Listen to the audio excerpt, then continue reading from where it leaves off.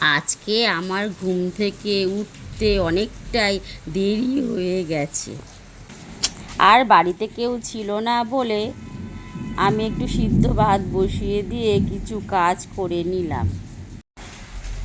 কাজবাজ করে নিয়ে আমি একটু ফোন দেখছিলাম।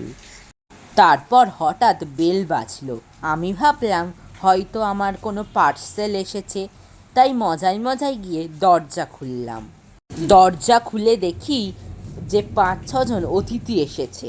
এই দেখে আমার মাথায় তো বাজ পড়ল, কারণ আমি তো কিছুই রান্না করিনি। তারপরে চট করে আমার মাথায় এলো যে ফ্রিজে তো কালকেকার আনা মাংস আছে। তাদের বসতে বলে আমি রান্নাঘরে গিয়ে ফ্রিজ থেকে বার করে মাংসটা রান্না করতে বসিয়ে দিলাম।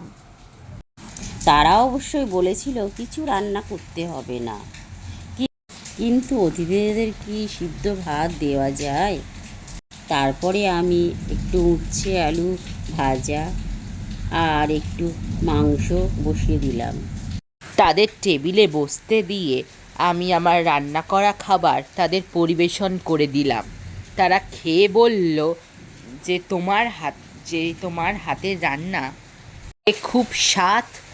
তারা অনেক প্রশংসা করলো, আর শেষে যাবার সময় বলে গেল যে আমরা প্রায় আসবো তোমার হাতের এই দারুণ রান্না খেতে। আর আমার এই রেসিপিটি তোমাদের কেমন লাগলো, আর কে কে চিকেন খেতে ভালোবাসো কমেন্টে জানিও।